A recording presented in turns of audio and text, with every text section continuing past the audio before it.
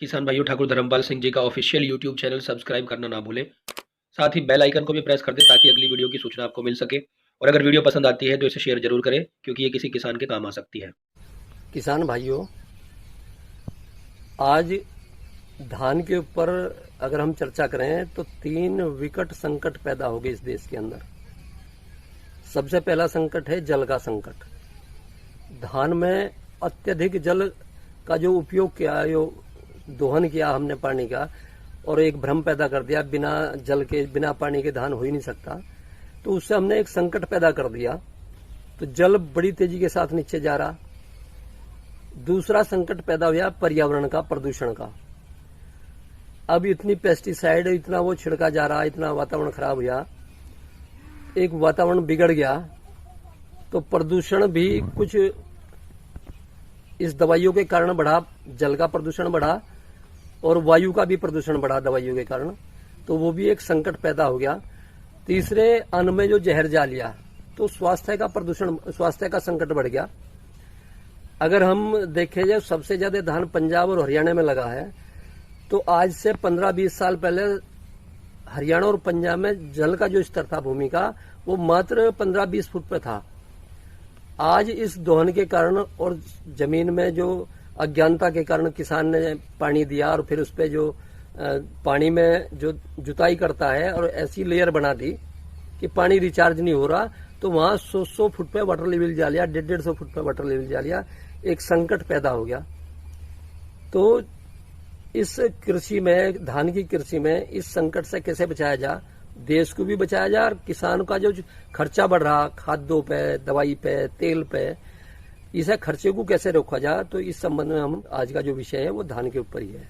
कृषि से संबंधित तकनीकी व प्राकृतिक जानकारियों के अभाव में किसान कुछ तो अनभिज्ञ हैं और कुछ भ्रमित हैं।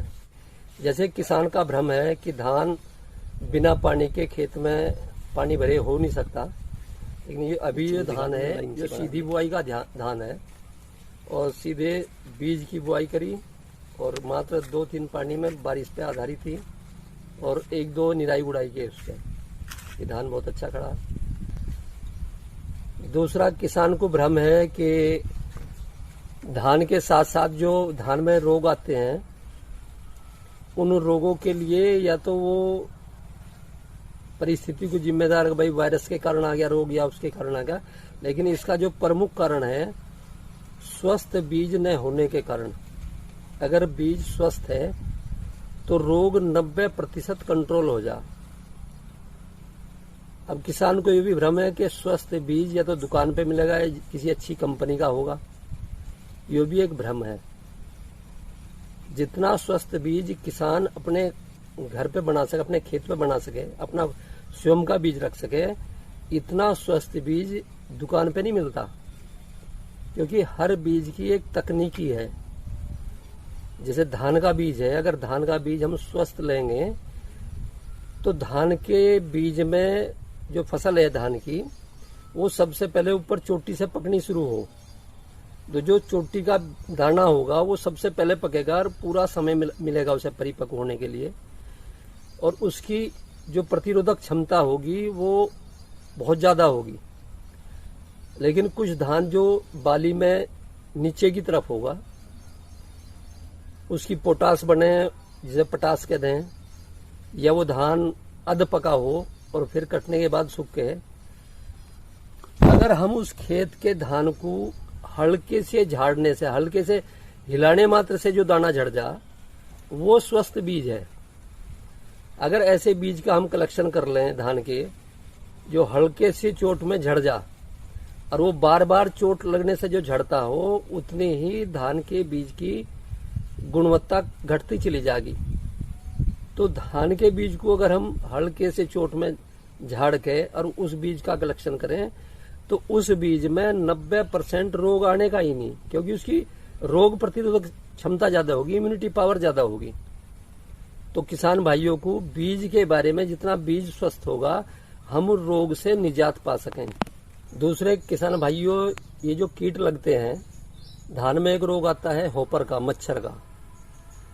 अगर हम धान को उत्तर दक्षिण लाइन में बोएंगे और थोड़ा फासले से बोएंगे 12-14 इंच के फासले से, तो नीचे तक के सूरज की धूप जाएगी और नीचे तक के धूप जाने के कारण उसमें मच्छर पैदा नहीं होने का, हॉपर नहीं लगने का, तो उससे भी कीटों का बहुत बड़ा एक बचाव हो जा। केवल लाइन में ही बोने से, उत्तर दक्षिण लाइन में ही बोने से।